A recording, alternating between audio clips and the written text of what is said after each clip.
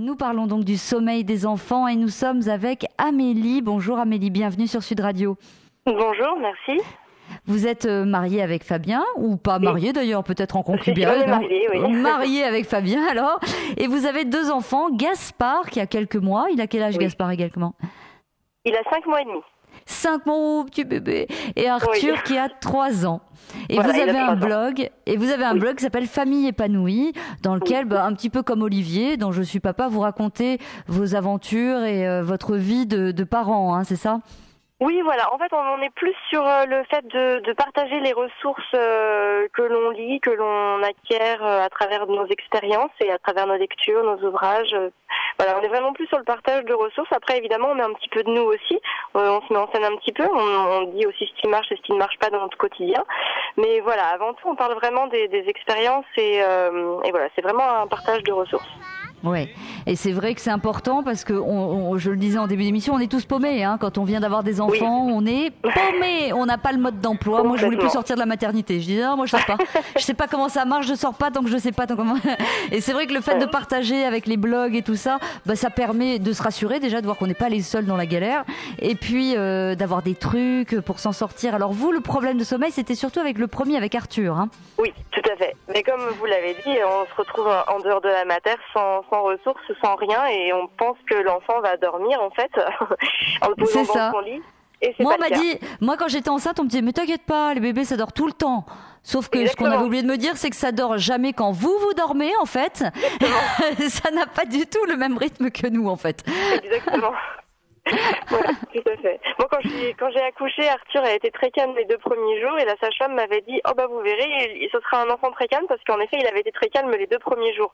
Bon, ça ne s'est pas du tout avéré vrai par la suite et du coup, ça peut être très déstabilisant en fait. C'est ça, il prenait des forces en fait. Ce qu'on vous a pas dit, Amélie, c'est qu'il prenait des forces pour vous pourrir la vie quand vous rentreriez à la maison.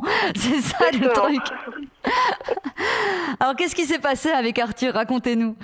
Alors en fait, donc Arthur, en sortant de la maternité, donc voilà, les premières nuits, on a commencé à le poser dans son lit. Et puis en fait, il pleurait évidemment. On le posait, il pleurait. Moi, j'allaitais Arthur, c'était un bébé allaité, et je ne concevais pas en fait de pouvoir le laisser pleurer dans son lit. De toute façon, pour moi, l'enfant qui pleure appelle ses parents. Donc à partir de ce principe-là, je voulais répondre à sa demande, mais j'avais aussi envie de trouver une solution qui me permette d'avoir de retrouver du temps en fait pour moi le soir, de retrouver un moment de calme en sachant que les journées en plus avec l'allaitement sont quand même très intenses. Oui, c'est ça. Oui, c'est ce que les gens qui n'ont pas d'enfants ont du mal à réaliser, c'est que quand on est en congé maternité, c'est pas du tout de tout repos, hein. Mais alors vraiment pas. Hein. C'est à la limite le jour où on nous dit on reprend le travail, fait ouais, super. Parce que ça demande énormément d'énergie et en effet de s'occuper d'un enfant allaité, c'est énormément d'énergie, mais même d'un enfant tout court. C'est beaucoup d'énergie parce que les rythmes sont soutenus, les cycles de sommeil sont peut-être encore au début assez courts. Donc c'est vrai que le temps de répit en fait est vraiment petit pour la maman et en plus de ça il y a la maison qui doit continuer de tourner et voilà et il y a beaucoup de choses à gérer en même temps, j'ai envie de dire. Et c'est vrai que c'est assez déstabilisant, surtout pour les jeunes parents.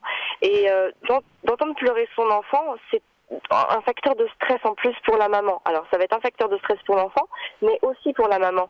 Et donc c'est vrai que les mamans essayent de ne pas, de faire en sorte que leurs enfants ne pleurent pas, mais elles se fatiguent en fait d'une certaine manière. On peut vite se fatiguer. Enfin moi je me suis retrouvée dans cette situation-là, c'est-à-dire à le bercer pendant des heures et des heures le soir avant qu'il s'endorme, en fait, tout simplement pour pas qu'il pleure, mais sans en fait comprendre que ce que je faisais, c'était pas forcément la bonne solution. Le bercer comme ça de manière continue, c'était pas la bonne solution ni pour lui ni pour moi. Est-ce que vous avez testé l'ostéo, toutes les méthodes annexes?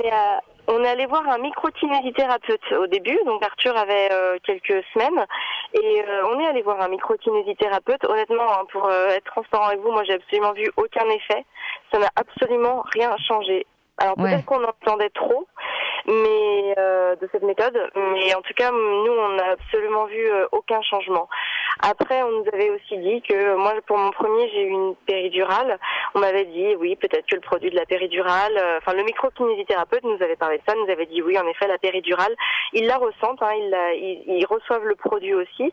Donc, du coup, ça peut aussi être pour eux un facteur anxiogène, c'est-à-dire ils ont ressenti cette sensation de voir la maman se détacher en fait d'eux, parce que du coup, ils s'endormaient, la maman aussi enfin, la zone du bassin est endormie, et du coup, l'enfant peut très mal ressentir cette période. Après, c'est très difficile de le prouver ou non. Et malheureusement, on n'a pas vraiment d'études sur le sujet.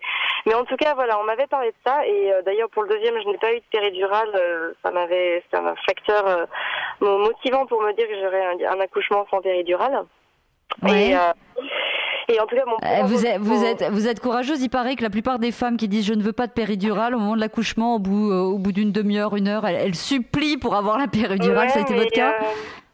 Non, j'ai tenu bon, j'ai eu une bonne préparation, et j'avoue que j'ai tenu bon, et la douleur c'est aussi mental, et quand on est préparé à la douleur, bon en plus je connaissais un peu la douleur, j'avais vécu un premier accouchement.